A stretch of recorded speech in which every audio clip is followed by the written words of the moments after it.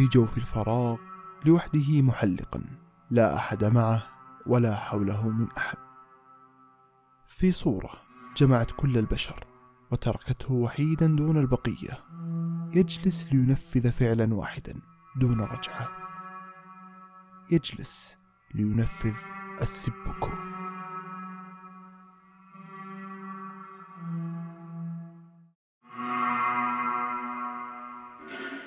وعلى طريقة الساموراي الشهيرة أنهى ياسوناري كواباتا حياته بعد حياة مديدة من العمر الذي أفناه في الكتابة، شحذ كبير من العاطفة الإنسانية الشاعرية في وصف فراغ النفس الذي يدفعها للانتحار مرات، كما في رائعة أوسامو دازاي لم يعد رجلا، والذي أنهى هو الآخر فيها حياته كما فعل أسلافه، معللين أن الموت يصبح أهون من الحياة المرة، لكون الكاتب يعيش حيوات الآخرين ويسعى للحفاظ عليها كما يسعى المحارب للحفاظ على شرفه، ما استطاع لأجله أن يحيا، وما يحمله عناء ذلك الفعل الذي لا يمكن أن يقرأ في الثقافة الشعبية اليابانية إلا فعلا فلسفيا شعريا كتبت عنه الأساطير ونشرت في مديحه الدواوين، ولكن عملا فنيا واحدا لأجله حارب ماساكي كوباياشي تقاليد المجتمع وواجهه بصرخة ناقدة في قضية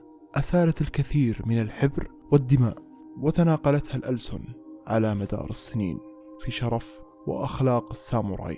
الفيلم الخالد هاراكيري الحاصل على أحد أرفع الجوائز السينمائية بالعالم، جائزة لجنة التحكيم الخاص بمهرجان كان السينمائي، أجمع عليه النقاد والجمهور بالثناء واعتبروه أحد عيون وشواهد السينما اليابانية والعالمية. تبدأ القصة بشكل ملحمي عن طريق توزيع كادرات كوباياشي على تمثال عشيرة لاي ورمز شرفها بتلاعب متقن للظلال، وهذا يخلق توقع لأهمية هذا الشيء في القصة، فهو أول عنصر يدخل لذهن المشاهد وذاكرته أثناء مشاهدته للفيلم. تثبت اللقطة على حديث الراوي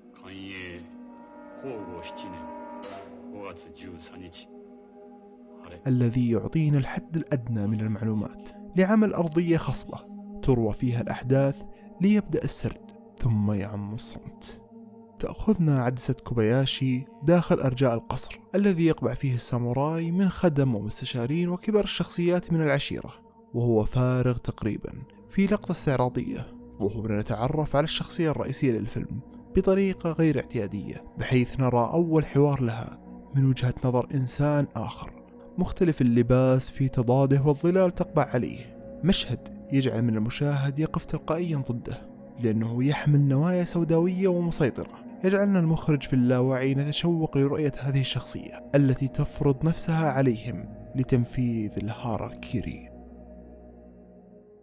بعد 10 سنوات من هذه اللقطة اتخذ المخرج فرانسيس فورد كوبولا نفس النهج في حركة الظلال أثناء التعريف على الشخصية الرئيسية في افتتاحية فيلم العراب، حيث كانت الكاميرا تصور الشخصية التي أمام البطل بلقطة من خلف الكتف، قطع سريع على وجه الشخصية الرئيسية لنرى ثيابه الرثة وشعره الغير مرتب، وهنا يبدأ المخرج باستعراض خفيف للقطات تجعلنا نتعاطف مع البطل بشكل بسيط يتزايد وقعه تدريجيا مع التقدم في القصة. وهنا تكمن روعة النص الذي كتبه شينبو هاشيموتو، أحد أفضل كتاب السيناريو والذي كتب تحف سينمائية كثيرة مثل الساموراي السبعة وإيكرو، وصاحب تأثير كبير على كتاب السيناريو حول العالم بطريقة السرد المعروفة بتأثير راشمون، أحد روائع السينما اليابانية، في أنه خلق قصة مميزة وتحمل نقد لاذع ودعمها بعنصر الحبكة الغير خطية، وهي العلامة الفارقة التي جعلت من هاراكيري نجمة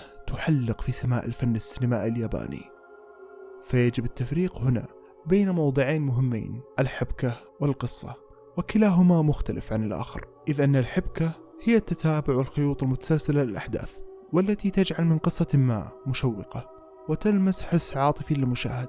ولو افترضنا أن الفيلم لوحة فنية فترتيب رسمنا لها هو الحبكة، والقصة هي الصورة النهائية، والقصة هنا بكل بساطة تتكلم عن قيمة الروح الإنسانية.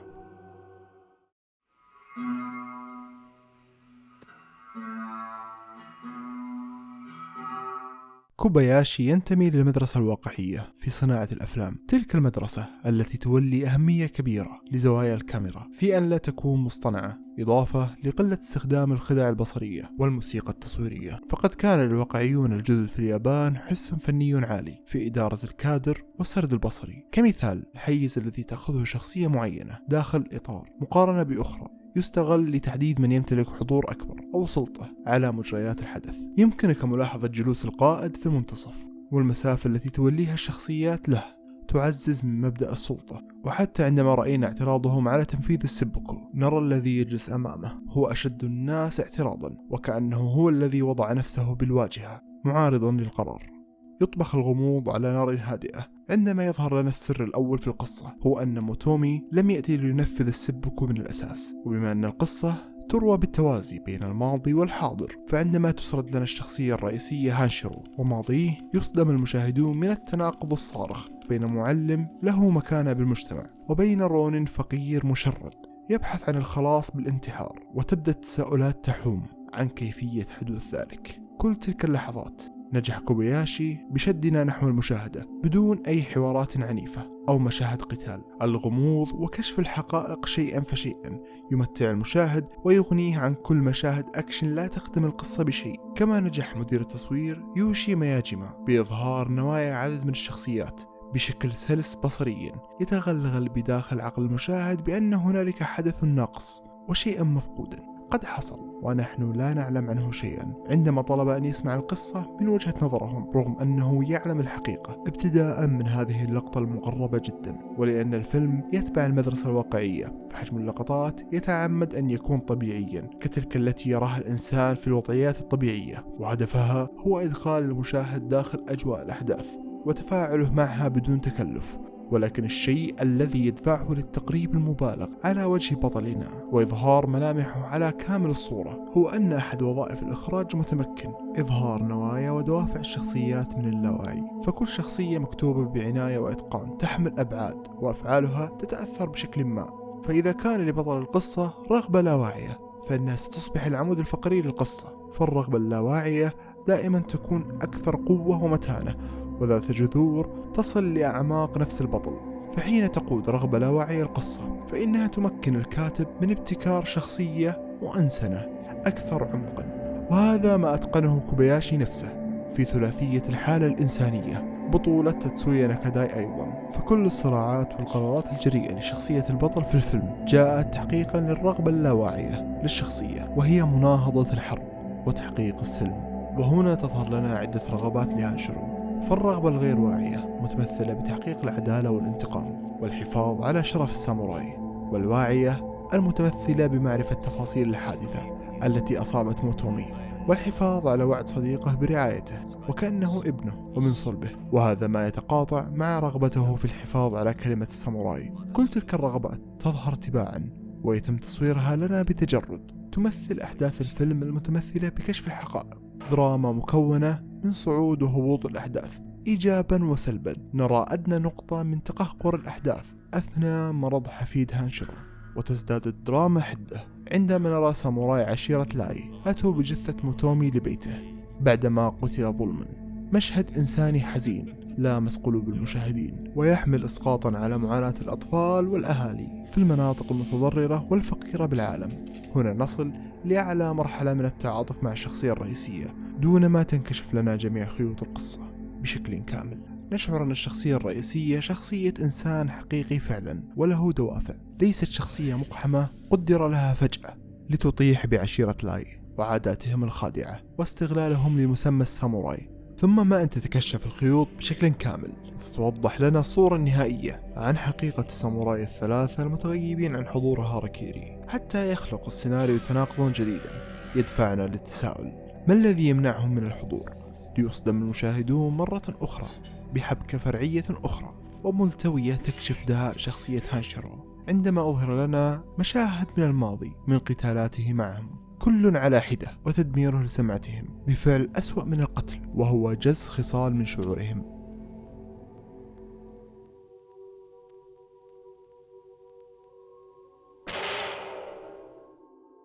مشهد القتال عند المقبرة ووسط الغابة كان من المرات النادرة في ظهور موسيقى وترية، فقد استعان المخرج بأحد أمهر عازفي الموسيقى الشعبية اليابانية في تلك الفترة، تورو تاكيميتسو، والذي لحن أحد أعظم المعزوفات في السينما اليابانية كفيلم وجه آخر وتمرد الساموراي وملحمة كوروساوا الشكسبيرية ران، حيث عزفت الموسيقى المتواجدة بالفيلم باستخدام آلات وترية كانت متواجدة في القرن ال17 الميلادي، وهو التاريخ الذي تدور حوله الحكاية. فقد استعاض المخرج في الكثير من اللقطات عن الألحان بصوت الهواء أثناء القتال أو الصمت، فعندما نرى مخرجا يعمد لإثارة عاطفة المشاهد دون الموسيقى فاعلم أنه واثق من المستوى العالي الذي تقدمه القصة القوية وحدها دون مؤثرات أخرى.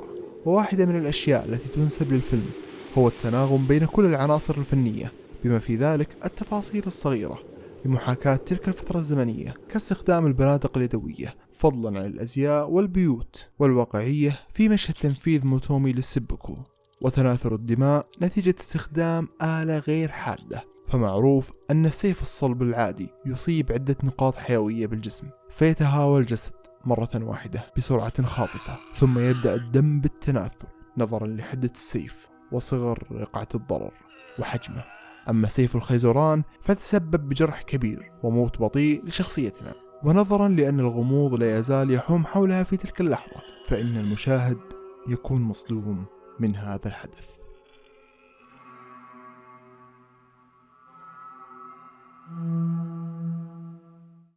وبعدما تكشفت خيوط الحادثة ومعرفة مصير تلك الشخصيات وصلنا لذروة الصراع ونقطة اللا عودة في محاولة عشيرة لاي طمس الفضيحة عن طريق قتل الشاهد الوحيد في مشهد أكشن قصير زمنيا، ولكنه يحمل قيمة فنية عالية. فالحبكة الديناميكية تتطلب حلول جريئة في إنهاء القصة في مشهد أكشن ذو نظام واحد ضد الكل. المنطقية غلبتها هنا، فالكثرة تغلب الشجاعة. نرى كتابة المشهد تعمد الإهانة للجنود فأقواهم غير موجودين، وبقية الرعاع لم تتطور قدراتهم القتالية في زمن الرخاء والسلام في اليابان ذاك الوقت، جميعهم مقابل ساموراي عتيد شهد حروب طاحنة، خطير ومستعد للتضحية بكل ما يملك مقابل الثأر. هنا تجلت معظم المشاعر والقيم الإنسانية الموجودة بالفيلم، الشرف وقيمة الحياة والدهاء والتضحية وأخيرا الانتقام. أحد أبطال هذا المشهد هو المحرر هيساشي ساغارا. في القتال تنوع بين الكاميرا الواحدة التي تصور مشهد طويل إلى كاميرا تصور المشاهد المقربة، إذ كان التنقل بينهم سريعا وسلسا، والقطع بين اللقطات كان مختلفا بحيث يعطي قيمة لكل مشهد تحقق قيمتها الفنية مجتمعة، بما يعرف اصطلاحا بعلم المونتاج السينمائي بالتتابع المشهدي الذي يخلق قيمة فنية لكل مشهد بالفيلم. فلو أتينا لكل مشهد في فيلم هاراكيري يحوي عدة لقطات فسنرى أن هنالك سمة عامة كالمواجهة والمصارحة والحب وعدم المسؤولية. وعزز من ذلك قدرة الممثل تاتسويا ناكاداي في تقمص شخصية الساموراي، فمن كان يرى أن ممثلا مغمورا مسرحيا وكومبارس ظهر لمدة 3 ثواني في الساموراي السبعة لأكيرا كوروساوا سيكون من نصيبه دور بطولي ملحمي في قصة مشوقة مثل هذه تجعل منه أحد أعظم الممثلين في تاريخ السينما اليابانية. ختاما، هاراكيري مدرسة في فنون رواية القصة المشوقة والتي تحمل أسمى المعاني الإنسانية ومدخلا مهما لفهم تأثيره على الأفلام العالمية، فهو أقرب لأفلام من بعده لأفلام من قبله. قصة ملحمية عنوانها الموت وأكثر ما تدعو له هو الحياة، قدمت الشرف على العاطفة وانتصر فيها المنطق على السلطة، معززا لمفهوم السلم وقت الأزمات وداعيا لصون الشرف أولا وأخيرا.